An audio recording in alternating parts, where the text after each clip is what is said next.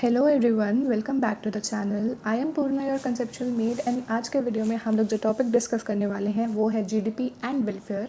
मतलब आज हम लोग डिस्कस करेंगे कि जीडीपी और वेलफेयर आपस में कैसे रिलेटेड है और ऐसे कौन कौन से लिमिटेशंस हैं या पैरामीटर्स हैं जहाँ पे जीडीपी जो है वो वेलफेयर को एक्यूरेटली मेजर नहीं कर पाती, वो फेल हो जाती है। So without delaying any further, let's start with the video. सबसे पहले हम लोग लोगों का वेलफेयर मेजर कैसे करते हैं, मतलब हम लोग कैसे कहते हैं कि कोई इंसान वेल टू डू है या नहीं है।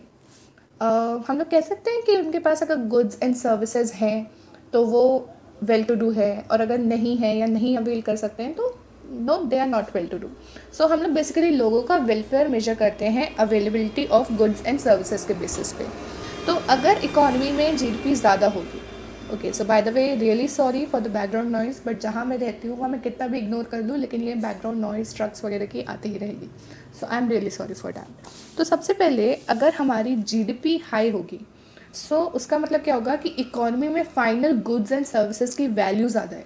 मतलब कि इकोनॉमी में गुड्स एंड सर्विसेज का फ्लो ज़्यादा है और गुड्स एंड सर्विसेज का इकोनॉमी में फ्लो ज़्यादा है। उसका मतलब क्या हुआ कि लोगों के हाथ में गुड्स एंड सर्विसेज ज़्यादा है, मतलब लोगों के पास ज़्यादा गुड्स एंड सर्विसेज अवेलेबल है। तो इनडायरेक्टली हायर जीडीपी हमें कहाँ ले जा रही है? वेलफेयर ऑफ पीपल की तरफ। मतलब कि जितनी हाई जीडीपी होगी उतना ज़्यादा लोगों का वेलफेयर होगा। बट ये जो हम लोग ने स्टेटमेंट कहा कि जितनी ज़्यादा जीडीपी होगी उतना ज़्यादा लोगों का वेलफेयर होगा, कुछ सिनेरियोज़ में अनट्रू भी है। वही जिन सिनेरियोज़ में ये स्टेटमेंट अनट्रू है उन्हीं सिनेरियोज़ का हम लोग ने लिमिटेशंस के जैसे यहाँ पे डिस्कस करना है। तो सबसे पहले है डिस्ट्रीब्यूशन ऑफ इनकम।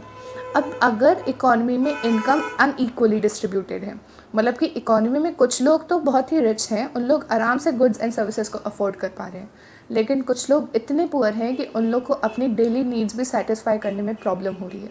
तो उस केस में जो जीडीपी है वो एक करेक्ट इंडेक्स नहीं होती, क्योंकि जीडीपी में तो हम लोग इन टोटल देख रहे हैं ना कि लोगों के पास गुड्स एंड सर्विसेज अवेलेबल कितने हैं। अब रिच के पास इतने ज़्यादा गुड्स एंड सर्विसेज अवेलेबल हैं, लेकिन पुअर के पास जो उसके लिए नेसेसरी है वो भी अवेलेबल नहीं है। इस केस में जीडीपी जो है वो सही इंडेक्स नहीं है वेलफेयर का। उसके बाद आता है कॉम्पोजिशन ऑफ जीडीपी। अब जीडीपी में जो हम लोग गुड्स एंड सर्विसेज की बात कर रहे हैं, वो गुड्स एंड सर्विसेज का क्या नेचर है, कैसे गुड्स एंड सर्विसेज हैं?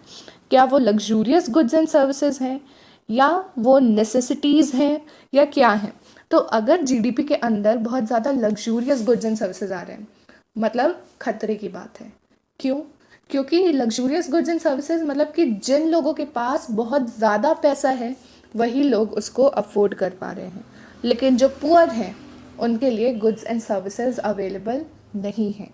और कहीं ना कहीं दोनों के बीच में एक गैप है। रिच के पास ज़्यादा इनकम है और पुअर के पास वो इनकम नहीं है। तो इसलिए अगर इकॉनमी में जीडीपी में ज़्यादा लग्जूरियस गुड्स का कॉम्पोजिशन है तो वो सही नहीं है, क्योंकि वो रिचेस को ज़्यादा फेवर कर रहा है, पुअर सेक्शन को फेवर नहीं कर रहा है। ठीक है, तो ऐसे केस में अगर जीडीपी ग्रोथ भी होती है ना तो वो भी मीनिंगलेस है, क्योंकि ग्रोथ रिच की हो रही है, पुअर की नहीं। Rich are getting richer and poor are getting poorer day by day. ये वो वाला सिनेरियो हो जाता है।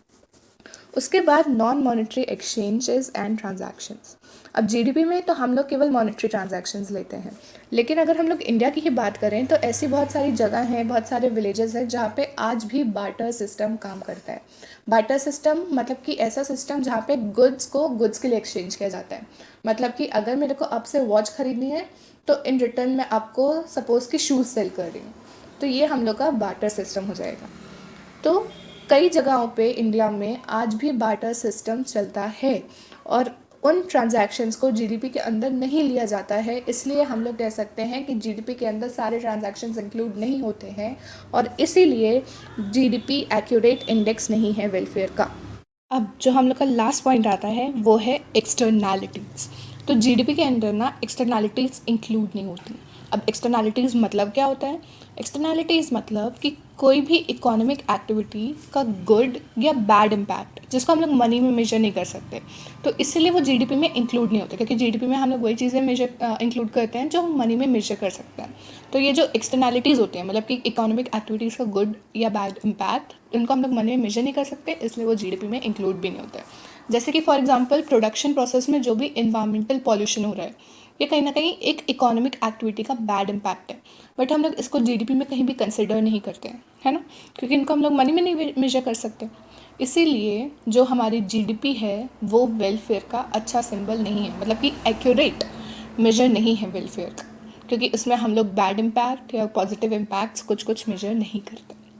ठीक है, सो इसी के साथ हमारे ये वाला टॉपिक भी पूरा हो जाता है। इसके नोट्स आपको मेरे टेलीग्राम चैनल पे मिल जाएंगे। टेलीग्राम में आपको सर्च बार पे जाना है, कॉन्सेप्चुअल में टाइप करना है एंड आपको इजीली मेरा चैनल मिल जाएगा। वहाँ पे ये सभी नोट्स फ्री में हैंड रिटन फॉर्मेट में भी एंड टाइप्ड फॉर्मेट में भी, जो भी आपको ज़्यादा सूटेबल लगे उस फॉर्मेट में आप डाउनलोड कर लेना एंड आप इनको यूज़ कर सकते हो। If you like the video and if you want more such content, then do stay tuned with my channel and keep supporting me. Till then, a very good bye.